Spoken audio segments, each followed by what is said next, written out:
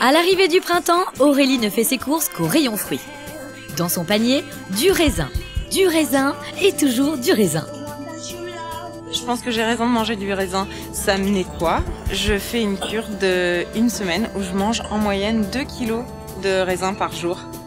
Et voilà, c'est mon nettoyage de printemps à moi. L'objectif, c'est de drainer au niveau intestinal et je peux vous dire que ça marche. Au menu cette semaine pour Aurélie, du raisin, du bouillon de légumes et rien d'autre. Comme beaucoup de femmes, elle a cédé à la mode de la détox. En clair, elle est persuadée que notre corps aurait besoin d'être nettoyé des toxines accumulées au cours de l'hiver. En hiver, j'ai été malade, j'ai pris des médicaments, j'ai mangé raclette, tartiflette, les fêtes sont passées par là. Mon raisin me permet d'éliminer tout ça, de me détoxifier d'un hiver encrassé. Des toxines qui encrasseraient, les raclettes et les tartiflettes qui pollueraient encore notre organisme 2 mois après. Devons-nous vraiment laver notre corps des toxines de l'hiver ? Pour le savoir, nous avons emmené Aurélie à l'Institut national de recherche agronomique. Première surprise, ces fameuses toxines, nous n'avons aucune raison d'en avoir peur. Les toxines, c'est des molécules qui nous sont étrangères et qu'on ne tolère donc pas. C'est quelque chose de très banal parce que le fait de manger, le fait de vivre, le fait de respirer vous expose à des toxines. Et de ce fait, nous avons tout ce qu'il faut dans les organes pour nous défendre. Ah bon ? Que deviennent ces toxines quand nous les avons avalées ? Pour le savoir, regardez cette expérience étonnante. Les scientifiques donnent à un rat de l'eau contenant une toxine. 1 heure après, ils recueillent son urine et grâce à cet appareil, ils en identifient la composition qui apparaît sous la forme d'un graphique. Voici la courbe correspondant à la toxine que le rat a bu. Et regardez maintenant celle qui représente l'urine qu'il a éliminée. Les graphiques sont presque identiques. Le rat a donc éliminé la quasi-totalité de la toxine dans son urine. Un mécanisme d'élimination qui prend 24 heures chez le rat. Chez l'homme, il faut 72 heures pour que les toxines disparaissent complètement. Notre corps possède un système d'élimination très efficace. Les toxines passent dans le foie, où elles sont détruites par l'action des enzymes, ici en bleu, et de la bile. Elles sont ensuite filtrées dans les reins et rejetées par les urines. L'idée que ça s'accumule pendant l'hiver et qu'au printemps, il faut faire une cure de jouvence avec des tas de choses qui vont les laver, je suis désolé, c'est pas vrai. Faire un régime détox pour nettoyer son corps n'a donc aucun fondement scientifique. Pour vivre normalement, vous avez besoin de tas de choses. Et ces choses, vous les trouvez avec toute la variété des aliments qui sont à votre disposition. Alors adieu la cure de raisin. Le printemps nous offre des aliments qui vont booster notre organisme en aidant notre foie et nos reins à bien fonctionner. Nous sommes au marché de Nyons, dans la Drôme, en compagnie de Caroline Joliveau, nutritionniste.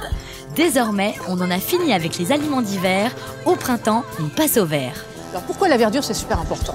On va retrouver le bagage qu'on attend du printemps, ce qui va vraiment nous sortir de l'hiver. Ça nous apporte les oligo-éléments, les vitamines, les minéraux, ça vient de pousser, donc c'est tout beau, tout neuf, tout frais. Et voici les premiers produits à mettre dans son panier. On a pissenlit, artichaut pour aider le foie. Artichaut et feuilles de pissenlit favorisent la sécrétion de la bile, le suc digestif produit par le foie qui dissout les toxines et les graisses. Quant à l'asperge, l'acide aminé qu'elle contient stimule les reins. Attention, si la fonction rénale n'est pas bonne, à ce moment-là, il ne faut absolument pas prendre d'asperges. Faites contrôler par votre médecin que les reins fonctionnent bien. Autre star du printemps, les épinards.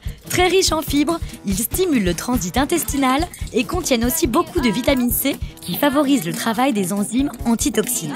On trouve cette vitamine C dans les fruits, comme les kiwis ou les fraises, sans oublier le citron. Le petit jus de citron le matin au réveil si vous pouvez, ça c'est formidable pour mettre en route la digestion et surtout pour drainer justement au niveau du foie. Avec un panier printanier aussi appétissant, Dounia Silem, animatrice en cuisine diététique, va nous préparer des assiettes spéciales pour stimuler l'action de nos organes nettoyeurs, foie, intestin et reins. On commence avec une entrée spéciale foie, avec des radis coupés en fines lamelles. Leur goût piquant vient de leur teneur en soufre qui stimule la digestion et aide notre foie dans son travail de nettoyage. Quant à l'artichaut, on le consomme de préférence cru. Une fois cuit, il est légèrement moins digeste, on va dire. Donc c'est toujours cru que l'aliment de toute façon a ses meilleures vertus. Et pour relever votre assiette spéciale foie, n'oubliez pas les fans de radis, car elles se mangent aussi. Elles apporteront un petit goût poivré et plein de vitamines. Et on enchaîne avec le plat spécial rein. comment se faire du bien pour les reins? On va travailler le poireau, le pissenlit et les asperges. Pour booster nos reins, des feuilles de pissenlit crues. Les poireaux et les asperges, eux, seront cuits à la vapeur. Cuisson vapeur douce, je précise. Tout ça pour conserver bien sûr minéraux, vitamines et avoir des fibres qui vont être cuites mais toujours très tendres. Voici maintenant un plat spécial intestin, à base d'épinards, fenouil et carottes. Le tout accompagné d'une herbe précieuse, le romarin. Oh là là, ça sent drôlement bon, ça a parfumé toute la pièce. Le romarin contient en fait ce qu'on appelle des acides phénols qui favorisent bien sûr toute l'action digestive. Et voilà pour un menu de printemps bon pour notre corps. Mais cela ne doit pas nous dispenser de la célèbre promenade digestive. Les scientifiques ont montré qu'1 heure de marche par jour suffit à conserver votre capital santé, tant au niveau physique que moral. Et puis le printemps est aussi l'occasion de découvrir dans la nature les bienfaiteurs que nous retrouverons dans notre assiette. Oh, j'ai du romarin. Ça sent le printemps, ça. Le printemps est donc la saison idéale pour réveiller son corps et son appétit.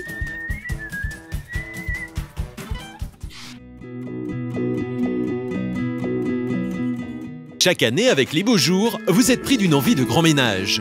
Eh bien, vous allez voir que le grand nettoyage de printemps, c'est toute une science. La poussière, c'est notre affaire. Car à vouloir trop bien faire, on commet presque tous des erreurs. Alors nous allons vous dire comment vraiment tout faire briller du sol au plafond pour assainir votre maison, tout en faisant du bien à votre santé. La poussière, c'est notre première préoccupation. Comment l'éliminer? Vous allez voir qu'on ne s'y prend pas bien. Fabien Skinazi est médecin biologiste. La poussière, il la traque dans les moindres recoins. Dans une maison qui a l'air propre, il y a toujours de la poussière. Sur cette lampe, toute la poussière qu'il y a. La poussière se cache dans des endroits insoupçonnables. Regardez, munis d'une caméra microscope, nous sommes allés voir ce qui se cachait sur un radiateur. Et entre les touches de ce clavier d'ordinateur. Des endroits inaccessibles qui sont de vrais nids à poussière. C'est grave, docteur? Dans cette poussière, nous avons des fragments de peau, des poils d'animaux, et notamment de chats. Il y a un chat dans cette maison. Il y a des milliers de bactéries et de champignons microscopiques. Et cette poussière, quand on la respire, elle peut provoquer de la toux, une gêne respiratoire. Et surtout pour des personnes allergiques ou asthmatiques, cette poussière peut être très gênante pour leur système respiratoire. Alors, comment venir à bout de cette poussière? Vous allez voir qu'avec notre expert de la propreté, le ménage, ça ne rigole pas. Mademoiselle, arrêtez ça tout de suite, ça ne sert à rien. Vous ne faites que déplacer de la poussière. Avec votre balai, il y a un tiers des poussières qui sont devant, un tiers derrière et un tiers qui volent. Donc ça ne sert pas à grand-chose que vous faites. Balayer ne sert presque à rien. Pour comprendre cela, direction le laboratoire d'hygiène de la ville de Paris pour comparer l'efficacité entre un balai et une serpillière. Pendant 3 minutes, nous allons enlever la poussière grâce à ces deux méthodes. Puis mesurer le taux de particules dans l'air, c'est-à-dire la concentration de poussière, grâce à cet appareil. Avec la serpillière, on relève 17 microgrammes de poussière par mètre cube. Avec le balai, 3064 microgrammes, soit 180 fois plus.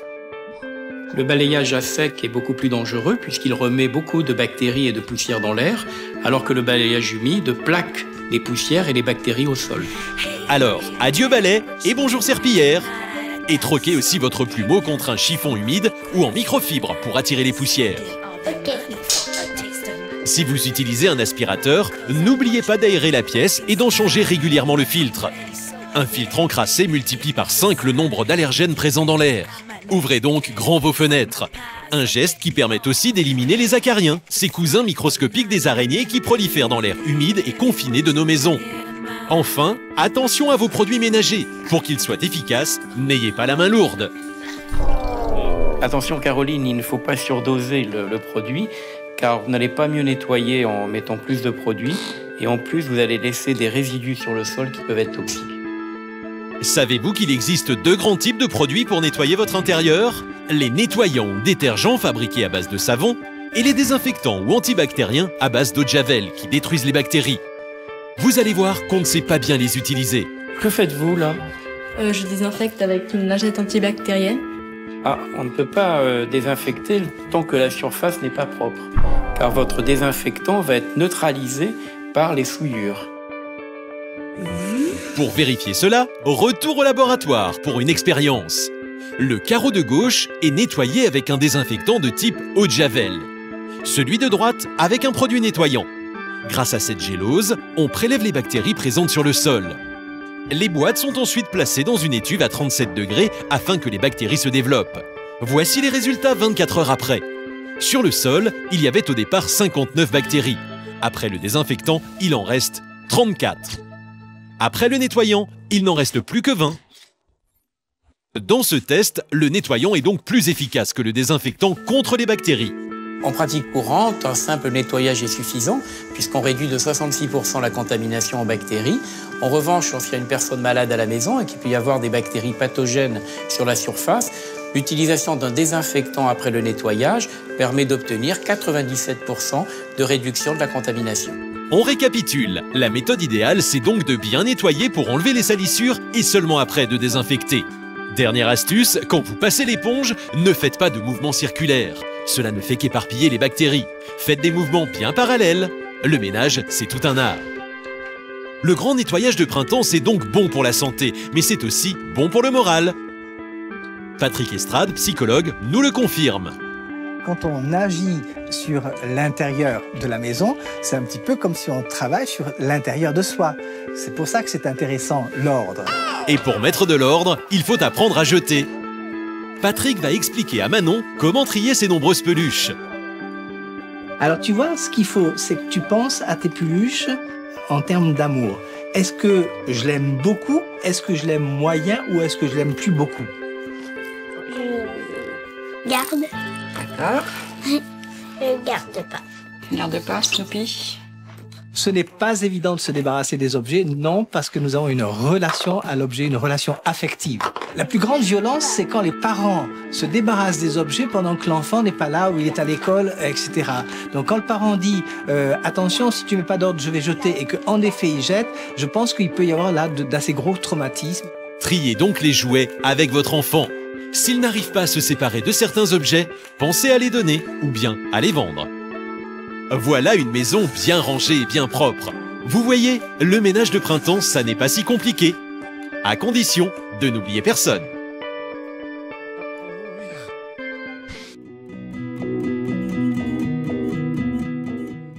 C'est le printemps, les jours rallongent et le soleil revient.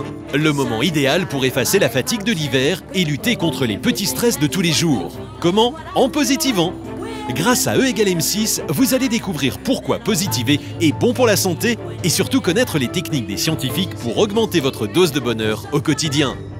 Voici Jacques Fradin, spécialiste en psychologie et neurosciences. Grâce à lui, nous allons comprendre pourquoi l'optimisme est bon pour la santé. Les personnes optimistes sont en meilleure santé que les personnes stressées. Tout simplement parce que trop de stress affaiblit le corps. Il est clair que lorsque le stress dure, il désorganise certaines fonctions vitales qui, à long terme, créent des maladies immunitaires, des infections, de l'asthme. Pourquoi le stress nous rend-il malade? Il déclenche dans le cerveau la sécrétion de deux hormones, l'adrénaline et le cortisol, les hormones du stress. À trop haute dose et trop régulièrement sécrétées, ces hormones deviennent toxiques pour le corps. Elles réduisent l'action des globules blancs de notre système immunitaire. Voilà pourquoi, en étant moins stressés, les personnes optimistes sont en meilleure santé. Et la bonne nouvelle, c'est que le stress, on peut le combattre par la pensée. Car on peut stimuler la zone du cerveau spécialisée dans la résolution des problèmes, le cortex préfrontal gauche. C'est ce que font depuis des siècles les moines tibétains en méditant. Cela ne vous semble pas sérieux? Écoutez plutôt. L'étude américaine réalisée par l'équipe de Richard Davidson sur les moines tibétains a montré, avec des techniques d'imagerie cérébrale, que lorsque les moines tibétains méditent, la partie préfrontale gauche de leur cerveau est particulièrement activée. Et ces scientifiques ont aussi découvert que cette zone du cerveau est beaucoup plus active chez les optimistes. Comme les moines bouddhistes, avec un entraînement régulier, on peut réussir à stimuler cette zone. Comment? C'est ce que nous allons vous montrer. Oh non, j'ai plus de café. Ah bah ça continue, y a plus de sucre. Comme la majorité d'entre nous, Audrey a plutôt tendance à voir le verre à moitié vide qu'à moitié plein. Alors pour l'aider à voir la vie du bon côté, Jacques Lecomte, docteur en psychologie, va lui donner quelques conseils pratiques. Tout d'abord, il va mesurer son niveau d'optimisme avec un questionnaire validé scientifiquement. Exemple, vous vous sentez épuisé depuis quelque temps. Soit je n'ai jamais l'occasion de me détendre, soit cette semaine j'ai été exceptionnellement occupé. En 48 questions, Jacques Lecomte va donc tenter de cerner la personnalité d'Audrey.